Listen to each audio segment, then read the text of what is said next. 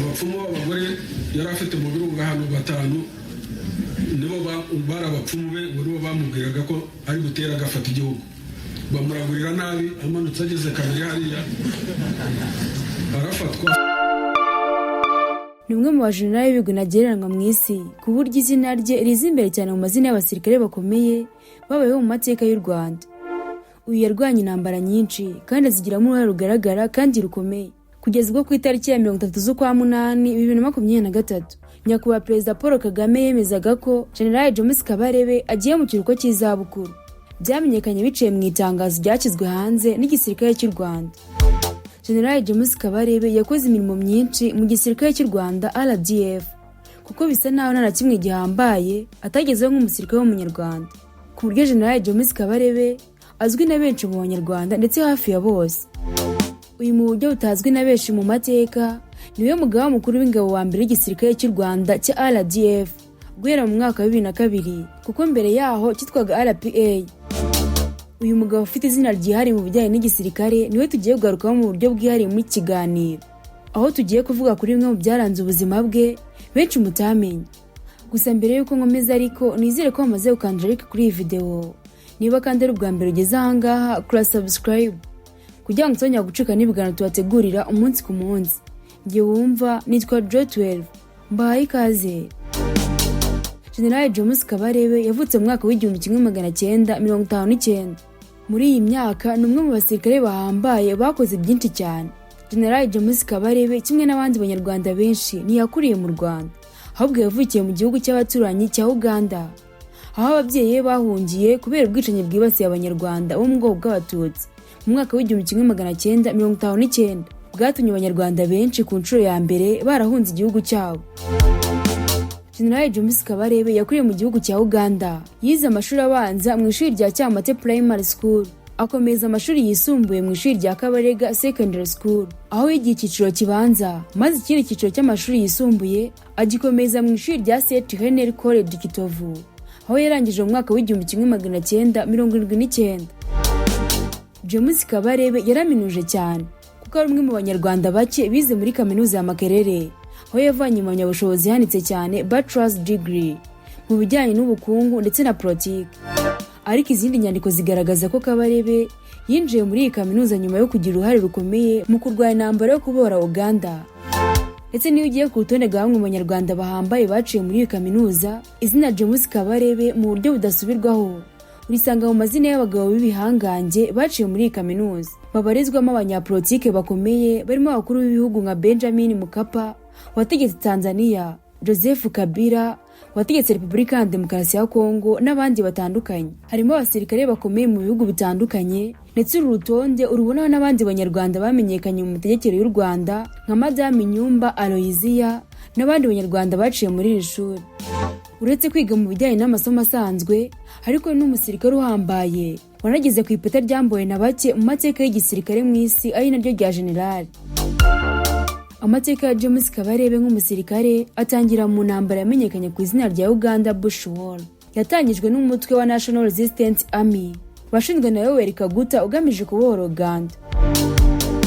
Bitandukanye na benshi, General James Kabarebe yinjiye muri uru rugamba avuye ku butaka bw'u Rwanda nk'uko yabigarutseho kenshi, kuko James Kabarebe ari mu banyarwanda birukanwe muri Uganda mu gihe Milton Obote yafataga icyemezo cyo kwirukana abanyarwanda muri Uganda mu kwezi kwa 10 mu 1982. Nk'uko yagiye abigarukaho mu biganiro byinshi yatanze, henshi agaruka ku buzima bwe bwite, ndetse nk'uko inyandiko zimwe na zimwe zigaragaza ko James Kabarebe yari afite nyina wabo wari utuye mu Rwanda yasuye kenshi mu myaka ya za 80, wari utuye ahantu hitwa Gitengure buni mu karere ka Nyagatare.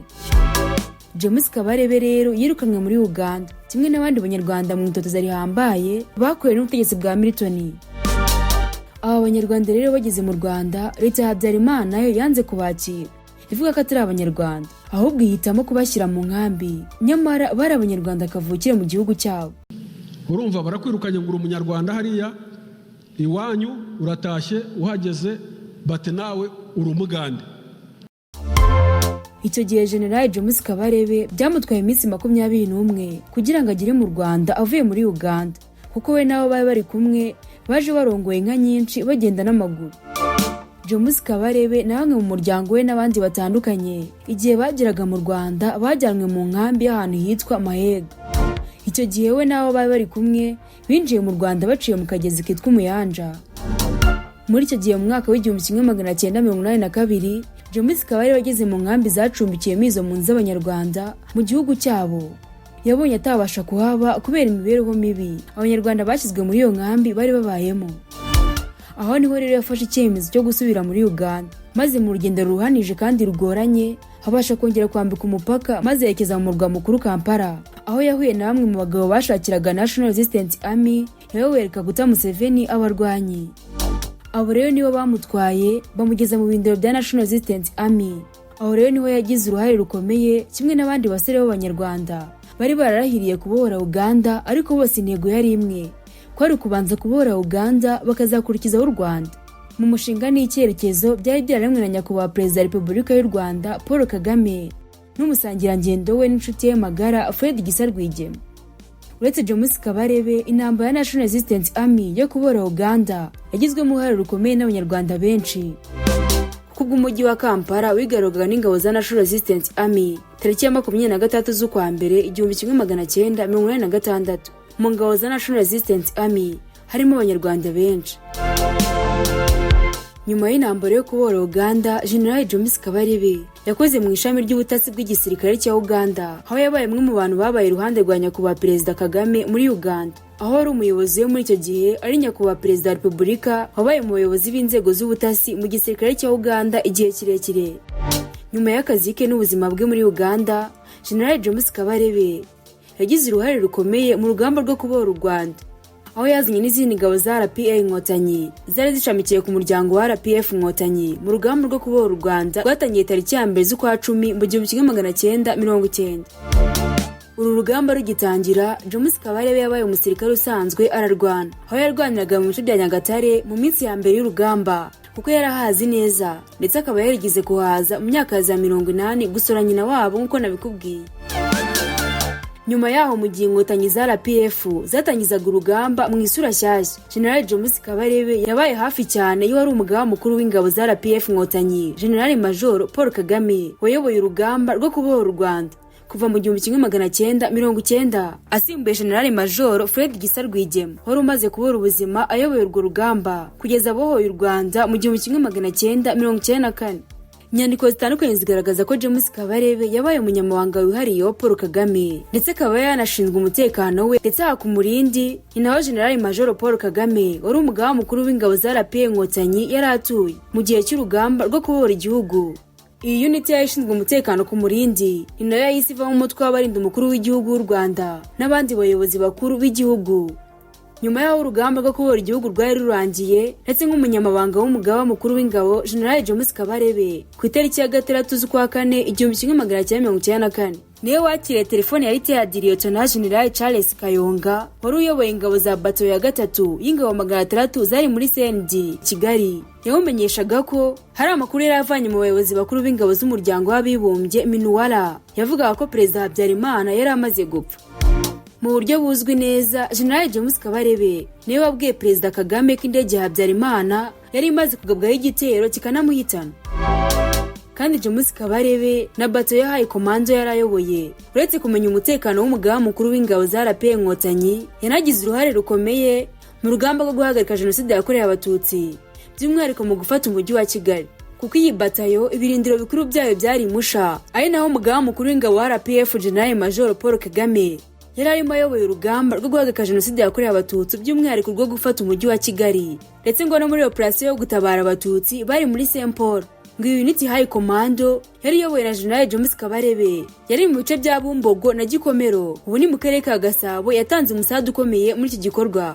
Iyi ni operation yakozwe n'ingabo zari muri bato ya Bravo yari yoboye na Colonel Tumwime, yabohoye Abatutsi basaga 2,000 bari muri Saint Paul. Mu buryo amateka azi neza, uruhare rwa General James Kabarebe mu rugamba rwo kubohora igihugu rurahambaye, ndetse n'amateka araruzi kuko byageze mu mwaka w'1994 hafite ipeta rya Colonel. ndetse ubunararibonye yavanye muri uru rugamba rwo kubohora igihugu no guhagarika jenoside yakorewe abatutsi ndetse no kuba iruhande rwa perezida Paul Kagame igihe kirekire biri mu byamuhinduye umusirikare w'igitangaza isi yamenye nk'uko yabigaragaje kugeza agiye mu kiruhuko cy'izabukuru, ku buryo ibi byose byamuhaye ubushobozi bwo kugira uruhare mu zindi ntambara zakurikiyeho zari zigamije gushakira ituze n'umutekano urambye kandi usesuye ku Rwanda n'Abanyarwanda. Nyivuga ibi buri wese wigeze wumva aho General James Kabarebe atanga ibiganiro cyangwa se abandi bamugarukaho hahise atekereza intambara yiswe ya mbere muri Kongo yo kuva mu kwa 10 mu mwaka w'1996 kugeza mu kwa 5 mu mwaka w'1997, aho ingabo zishyize hamwe mu ihuriro ry'isi AFDLR zari ziyobowe na Laurent Desire Kabila zatangizaga intambara ku butegetsi bwa Marshal Mobutu bagamije kubukuraho burundu. Muri iyi ntambara Kabila yarashyigikiwe n'ibihugu bitandukanye byarimo Urwanda, Uganda n'u Burundi ndetse n'ibindi bitandukanye byarimo Angola na Congo Brazzaville. Rero nubwo AFDLR yari yobowe na Kabila, hakaba nawe yivugiraga mu buryo bwa politike n'itangazamakuru, ariko ku rundi ruhande akazi ka gisirikare no kubera ingabo za AFDLR ku rugamba byose byakozwe na General James Kabarebe turi kukubwira muri kiganiro.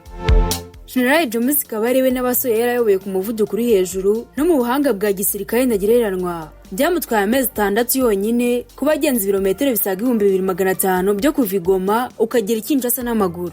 General James Kabarebe ayoboye ingabo za AFDLR yahagije igisirikare cy'abazerwa ba Mobutu barumirwa barahunga, kugeza aho Mobutu ahuruje umutwe kabuhariwe w'abasirikare w'ibikomerezwa bamurindiraga umutekano bamaye ku izina ry'abadesi bari barahinduye ibitangaze n'ibyamare muri Afurika.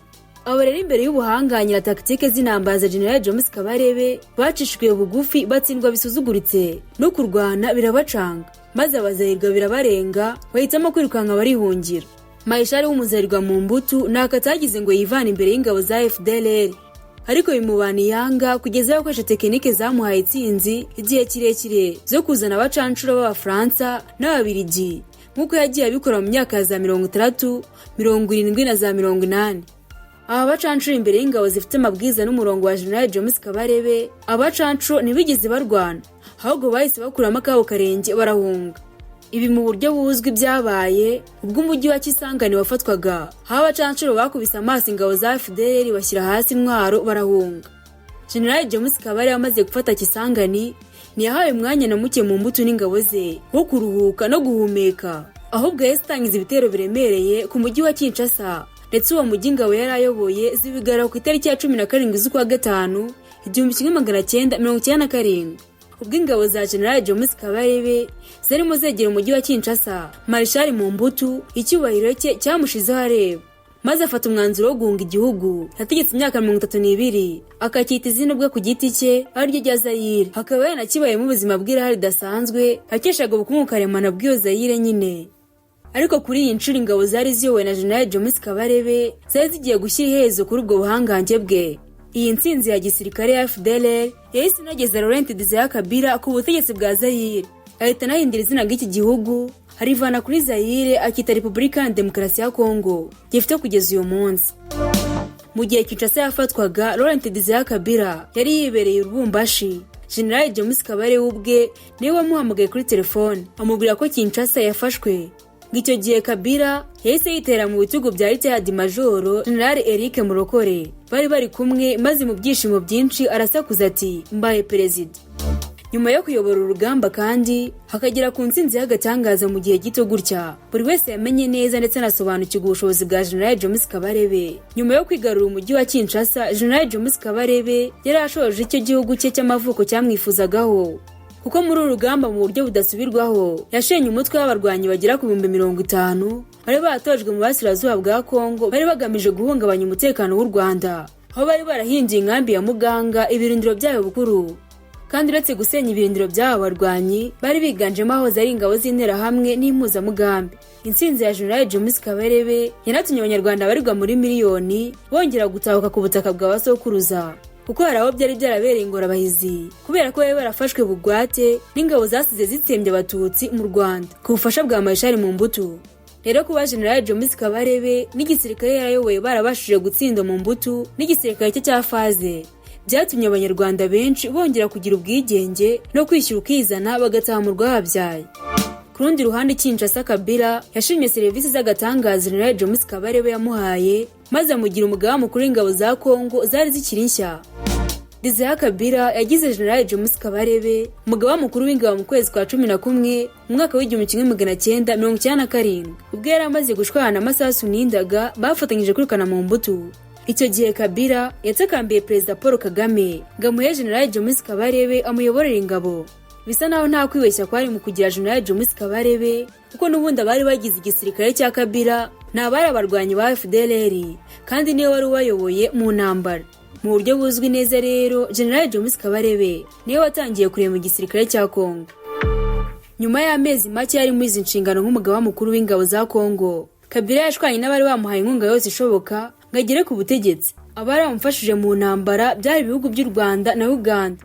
Kabila amaze gushwana n'u Rwanda na Uganda tariki ya 27 z'ukwa 7 1998 yahise yambaye General James Kabarebe inshingano zo kuyobora ingabo ze, amusimbuza General Celestin wari muramu we, ndetse nirukana ingabo z'u Rwanda zari ku butaka bwa Kongo. Ibi byahise biba intandaro y'intambara ya Kabila kuri Kongo, aho no James Kabarebe yayoboye ingabo z'u Rwanda na Uganda mu kiswe Operation Kitona yazamuye izina rye akarigeza mu bushorishori bw'amazina y'abandi bashinjare bagatangaza babayeho mu mateka y'isi. Iyi Operation Kitona ni igikorwa cya gisirikare cy'ingabo z'u Rwanda na Uganda zashaka kwigarura umujyi wa Kinshasa ku nshuro ya kabiri. Ibi byatewe nuko hari amakuru yavugaga ko Kabila hashaka gutera u Rwanda. Iyi operation rero yabaye igamije kumutanga ahubwo akaba ari uterwa. Ni operation n'ubundi yahawe General James Kabarebe ngayiyobore. Iyi operation ihambaye yatangiye ubwo ingabo z'u Rwanda na Uganda zari muri iyo operation ku itariki ya 4 z'ukwa 8 1998. Zageze ku kibuga cy'indege cya Goma zihafata indege yarimo abagenzi maze bavanwamo, maze ingabo zari ziwe na General James Kabarebe zijyamiragurutswa izivana mu mujyi wa Goma zijyanwa mu birometero birenga 2000 ku kibuga cy'indege cya Kitona mu birometero 500 uvuye mu mujyi wa Kinshasa. Iki gihe ku mabwiriza ya General James Kabarebe izi ngabo zose zitangiza ibitero bihambaye ku mujyi wa Kinshasa, zihagurutse ku nyanja ya Atlantique mu nzira zigaruye imijyi myinshi zikomeza zigana Kinshasa. Ku rundi ruhande Kabila yumvise ko abanyarwanda bari bayoboye na General James Kabarebe bari mu nzira bamusanga Kinshasa, kandi akaba yarazi neza nasobanukiye n'uwo General James Kabarebe ari we. Yahiye ubwoba maze ku kanya ahita afumyamo arahunga agana hitwa Lubumbashi, maze yindukira ibihugu byo mu muryango w'ibihugu byo mu majyepfo ya Afurika SADC. Arabatakambira ngo bamutabare bamukize abanyarwanda, ndetse arahirira ko umutabara wese ahita amugabiza irombe bya zahabu na diyama ya Repubulika ya Demokarasi ya Kongo. Kanya ibihugu bya Angola, Zimbabwe na Namibia byahise byemeza gutabara.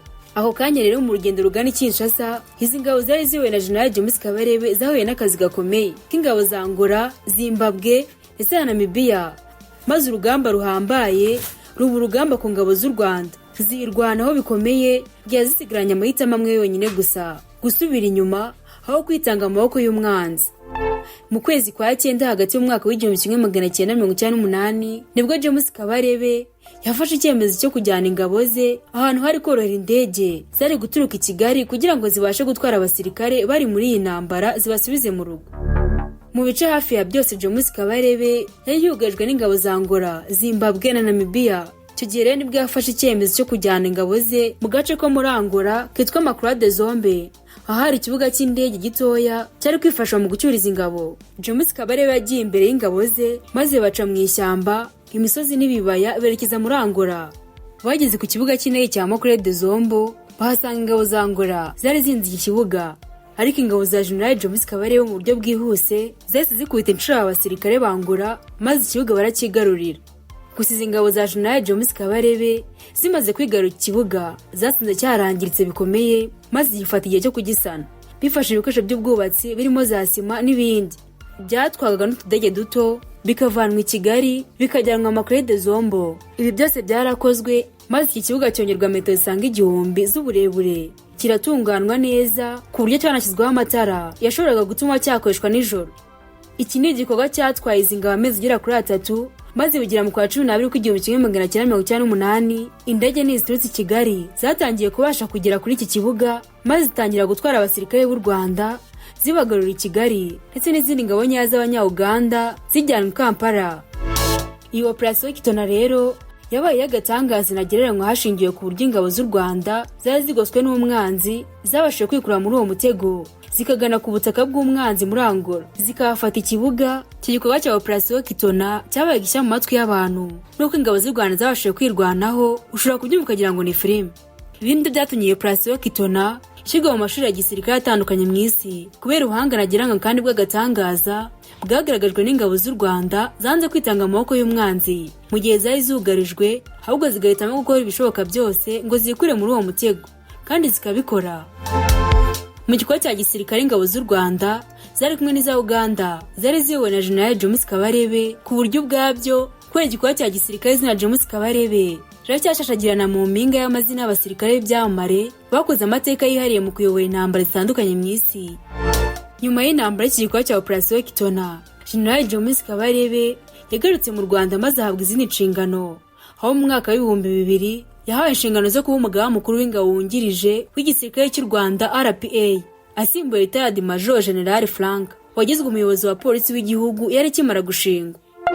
Ndetse nyuma y'aha ngaha nyakubahwa Perezida wa Repubulika y'u Rwanda Paul Kagame hakaba n'umugaba mukuru w'ikirenga w'ingabo z'u Rwanda yazamuye General James Kabarebe amuha ipeta rya General, ndetse anamuha inshingano nshya zo kuba umugaba mukuru w'ingabo z'u Rwanda RDF kuva mu kwa 10 kwa 2002. Iri zina RDF ryari rishya kuko ubundi igisirikare cy'u Rwanda cyitwaga RPA kugeza muri 2002.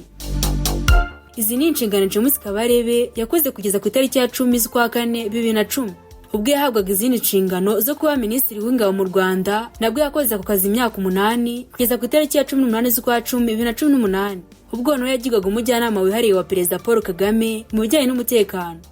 Izi ni inshingano yakoze kugeza ku itariki ya 30 z'ukwa 8 2023 ubwo yemererwaga na nyakubahwa Perezida wa Repubulika akaba n'umugaba w'ikirenga w'ingabo z'u Rwanda Paul Kagame kujya mu kiruhuko cy'izabukuru.